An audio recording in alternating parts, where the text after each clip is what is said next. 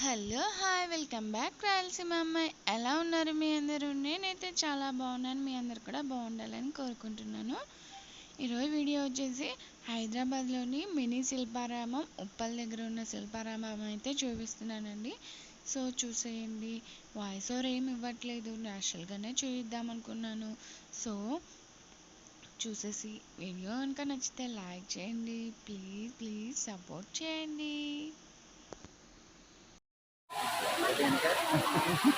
ఫోటోలు ఉండాలి.